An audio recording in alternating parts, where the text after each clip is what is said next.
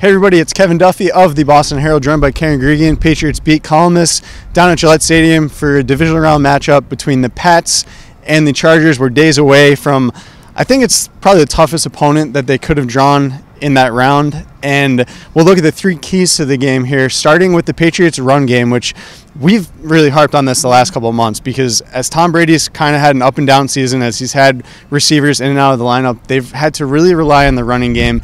I think this week it's even more important because the Chargers are without basically every linebacker on their roster. They only have one healthy linebacker. They're playing 6 and 7 defensive backs, so you would think the Patriots would go big, put in James Devlin, Gronk, maybe sometimes Dwayne Allen too, and just run the ball at them and see if the Chargers can stop it. Yeah, well, last week the Chargers did a great job at shutting down the Ravens and all their running between the quarterback and their backs. You know, they stuffed the front. But for the Patriots to be successful, they are going to have to run the ball because running the ball is going to help save Tom Brady a little bit and open up a little bit of their passing game. It's always been that way for the Patriots. They this season in particular, they have to run first to kind of set up their play action and kind of open things up a little bit for the offense. That's where historically Tom Brady has beaten this defense in the past. Look to the Super Bowl against Seattle. Look to the Super Bowl against Atlanta, where it's the same style of defense that Gus Bradley basically is bringing in on Sunday.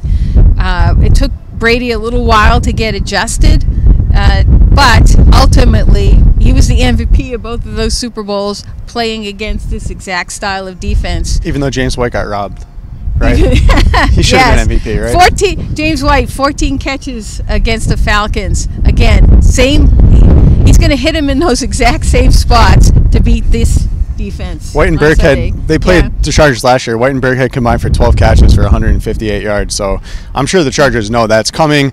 The second key, we will stick on the same side of the ball. Dealing with Joey Bosa and Melvin Ingram. Bosa missed a lot of the year, but he's back and healthy. Those are two of the best pass rushers in the NFL.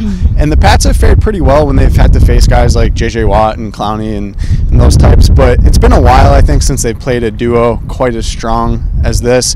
And the Chargers, they're not only going to go against Marcus Cannon and Trent Brown. The Chargers move Melvin Ingram inside a lot.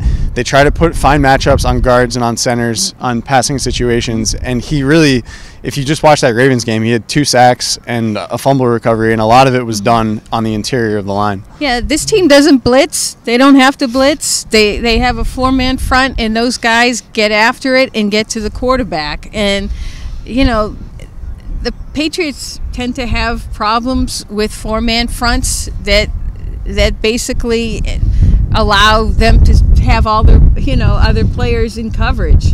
So these 4 guys with primarily Bosa and Ingram get to the quarterback. Absolutely. We will flip to the other side of the ball. The Patriots defense against the Chargers offense. A lot of it is going to be the same. They're going to have to deal with a lot of passes to the running backs. Phillip Rivers likes to get the ball out quickly, as Brady does.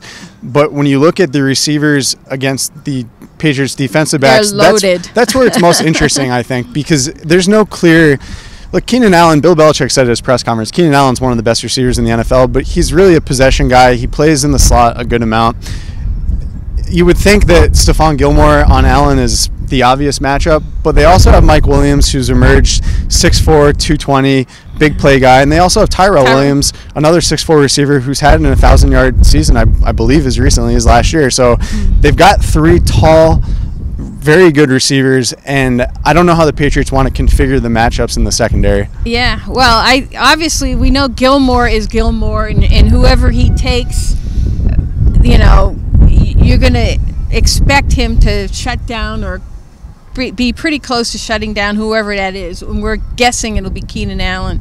I think J.C. Jackson playing in his first playoff game, a rookie, I think he's going to be pivotal in this game. Whatever, if he gets one of the Williams, he's going to have to do his job. And obviously Jason McCourty playing in his first playoff game. Yeah, that's crazy.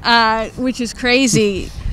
Those guys in the secondary are going to have to ramp it up because, this is a great offense. Yeah, J.C. Jackson is, to me, maybe the most important player on defense. He was awesome down the stretch in the regular season, played really well against Smith-Schuster of Pittsburgh, and then had 2 strong games against the Jets and Bills.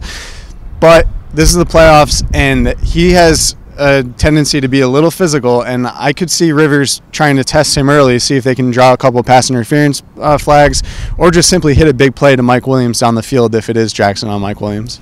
It's going to be a big test. Yes, absolutely. All right, you can find all our coverage of Patriots Chargers on BostonHerald.com. Thanks for watching.